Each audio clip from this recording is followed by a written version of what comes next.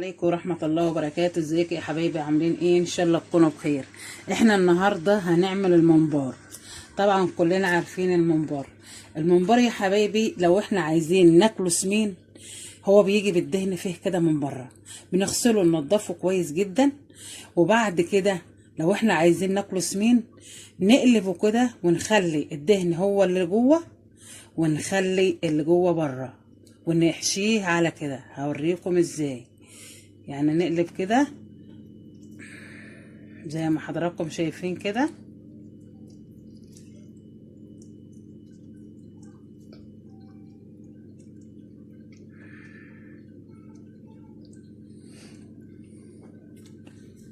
الدهن ده لما بيبقى جوه يا حبايبي ونحشيه بيبقى سمين جدا وطعمه جميل جدا ملوش حل. لكن لو احنا مثلا ما بنحبش الحاجات السمينه، الناس اللي هي ما بتقدرش تاكل حاجات تقيله ولا سمينه، بتشيل الدهن ده خالص منه وتحشيه عادي زي ما هو كده. بس اهم حاجه تشيل منه كل الدهن ده. لكن ده احنا بنقول للناس اللي بتحب الحاجات السمينه، هو بيبقى طعم طبعا وسمين وطعمه جميل طبعا. بس فيه ناس ما بتقدرش تاكل الحاجات التقيله دي، اللي هي طبعا بتشتكي من معدتها، والدكتور بيبقى كاتب لهم مثلا ما تاكلش اي حاجه تقيله، لا لحمه سمينه ولا مسبكات ولا الكلام ده كله. نبدا يا حبايبي نقلبه كده زي ما حضراتكم شايفين كده.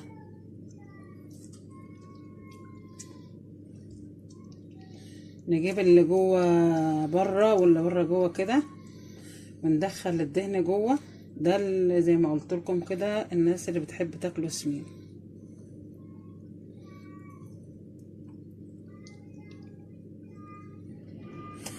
ما نزودش الطول اكتر من كده عشان يتقلب معانا بسهوله.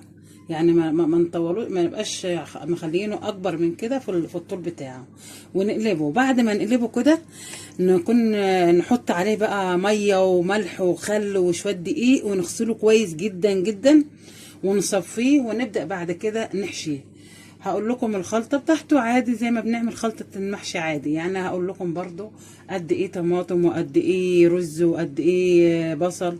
تابعوا معايا يا حبايبي. انا غسلت الممبار اهو زي ما حضراتكم شايفين، ونضفته بالشكل الجميل ده وهو مقلوب كده. انا بعمل بقى الخلطه بتاعتي.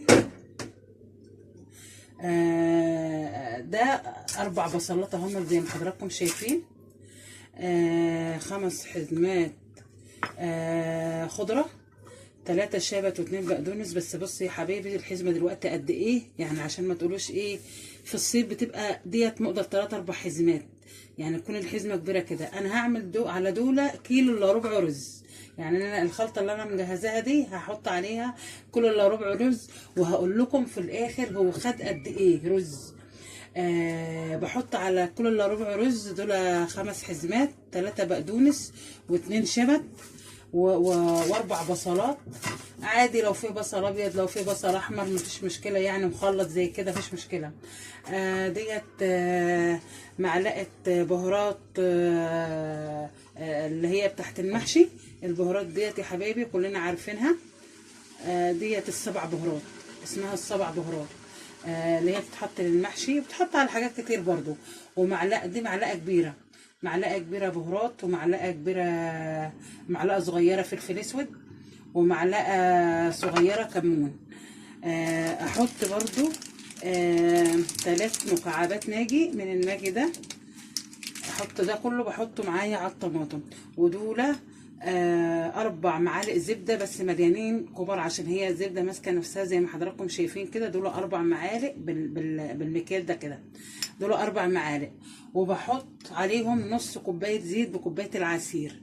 يعني كوبايه العصير بحط كده نصها، دي كوبايه عصير بحط نصها زيت. واحط ده كله على بعضه. بضرب البصل معايا الاول على الكبه بتاعتي، واحط كيلو ونص طماطم. والاول احط البصل والخضره مع بعض. بعد ما اقطع الخضره بتاعتي والبصل افرمه، احطه مع بعض. واكون حاطه الماجي ده على الطماطم بتاعتي. طبعا انتوا عارفين ان انا قلت لكم كذا مره، يعني ان انا بعمل الطماطم بتاعتي صلصه في البيت، بجيبها واعصجها واعملها وتبقى جاهزه معايا. عامله كيلو ونص طماطم، عصجته. وبعد ما بعصجه انا ما بحمرش البصله دي للحاجات برضو الناس اللي ما بتحبش تاكل حاجات مسبكه. تعمل كل حاجه ني في ني، بتبقى خفيفه جدا ولها طعم ملوش حل. احط مثلا 3 مكعبات والطماطم لسه سخنه معايا عشان يفكوا الماجي، واحط اكون فرمه البصل، بحط البصل والخضره بتاعتي، واكون حاطه السمنه بتاعتي على الطماطم، وبضيف كله ده مع بعضه زي ما حضراتكم شايفين. فلفل والملح، اظبط الملح بتاعي وادوق. واللي انتوا شايفينه ده انا بحطه على كيلو الا ربع رز، وهوريكم بعد ما اعمل الخلطه تبقى شكلها ازاي. تابعوا معايا حبايبي. انا ضربت البصل بتاعي اهو على الكبه زي ما حضراتكم شايفين، اللي هما ال4 بصلات.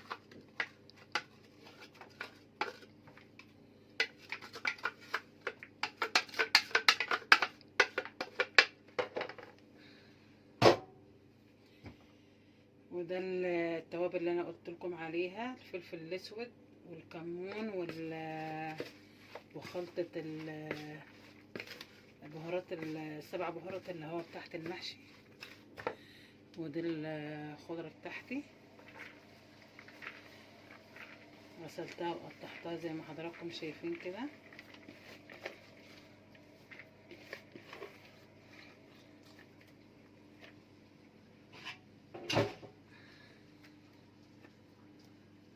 كده مع بعض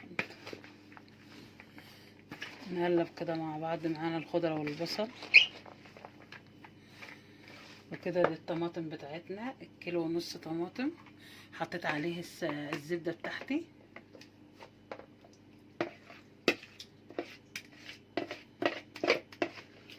حطيت الزبدة والزيت زي ما قلت لحضراتكم بالظبط. الكمية ديت احط عليها 1 كيلو الا ربع رز.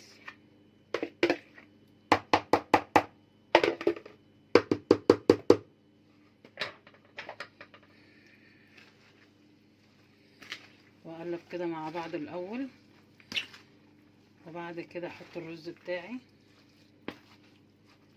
كده. يا حبايبي انا غسلت الرز بتاعي اهو، 1 كيلو الا ربع رز. بحطه على الخلطة.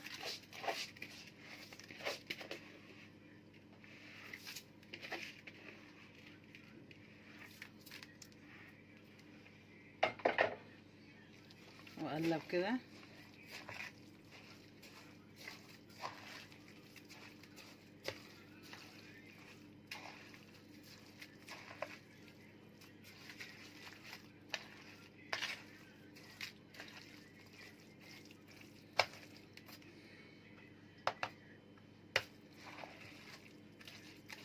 الطماطم بتاعتها كويسة جدا والخضرة زي ما حضراتكم شايفين كده. وبعد ما هحشيه هقول لكم هو خد معايا قد ايه، لان انا ما كنتش بكيل، كنت بوايم كده، كنت بحشيه بالتويمه، ما كنتش بعرف هو بياخد قد ايه.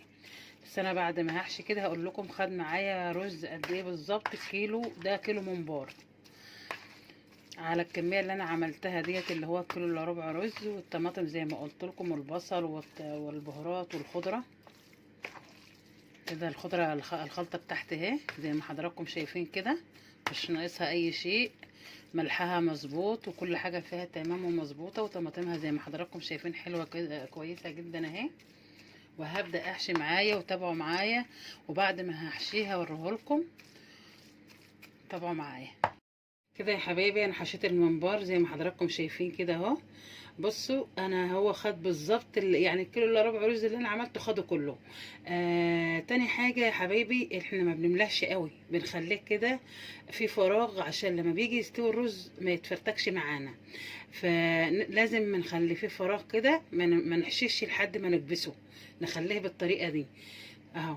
والبصله مش شرط تعملها في الكبه، يعني انت ممكن تقطعها بالسكين، عشان انا قلت معلش ان انا عملتها في الكبه، لان في ناس ممكن ما يكونش عندها كبه، تقطعها بالسكينه عادي، بس تقطعها حته رفيعه اللي هي بتاعت المحشي. وكده مش ناقص معانا الا نسلقه ونحمره. هوريكم، تابعوا معايا كده يا حبايبي. احنا سلقنا الممبار اهو زي ما حضراتكم شايفين. الحجم ده اللي انا وريته لكم ساعه ما قطعته كده. انا بملى الحله بتاعتي ميه، مش بملاها يعني، بحط نصها ميه كده. الحله اللي انا هسلق فيها بحط نصها ميه، واحط فيها طماطميه بقطعها حتت صغيره، واحط فيها بصلايه، واحط فيها معلقه فلفل اسود، معلقه صغيره فلفل اسود، واسيبها لحد ما تغلي زي ما بنسلق اللحمه بتاعتنا بالظبط. واحط الميه لحد ما تبدا الميه تغلي معايا، واجي مسقطه الممبار. ليه بقى بستنى لحد ما الميه تغلي؟ لان الممبار بيبقى مفتوح. الفتحه دي زي ما حضراتكم شايفين كده، اول ما بينزل في الميه السخنه بيقفل وحده من هنا ومن هنا، يقوم الرز ما يخرجش منه. لما اجي احطها والميه سخنه زي ما حضراتكم شايفين كده مقفول اهو، مفيش حاجه تخرج منه الرز ولا حاجه تخرج منه. بس كده انا سلقته، مش محتاجه الا التحمير بس، هحمره. وزي ما قلت لكم ان انا هقول لكم قاعد قد ايه على النار، قاعد بالظبط ساعه ونص.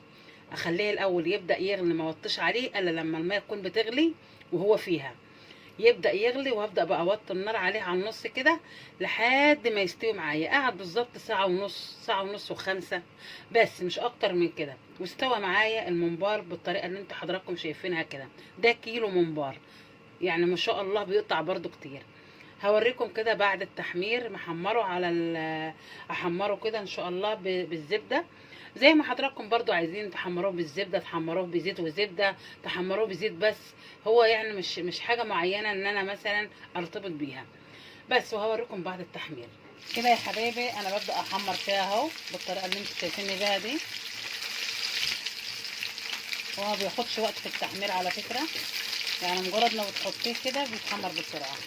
انا حاطه زيت على زبده عشان بحب احط الاتنين مع بعض وانا بحمر. حتى البانيه بحب اعمل كده اهو زي ما حضراتكم شايفين كده، بيتحمر بالطريقه دي. طاسه كده كبيره واحط فيها، ما بياخدش وقت، واطلع على طول كده يا حبايبي. انا خلصت الممبار اهوت، حمرته بالطريقه دي زي ما حضراتكم شايفين، وبالحجم ده يعني حجمه كويس جدا. وحمرته بالطريقه ديت زي ما حضراتكم شايفين كده. لو عملتوه بنفس الطريقه دي هيعجبكم جدا جدا، تعملوه وتاكلوه بالف هنا وشفا. ما تنساش تفعلوا الجرس وتدوسوا لايك عشان يوصلكم كل جديد. والسلام عليكم ورحمه الله وبركاته.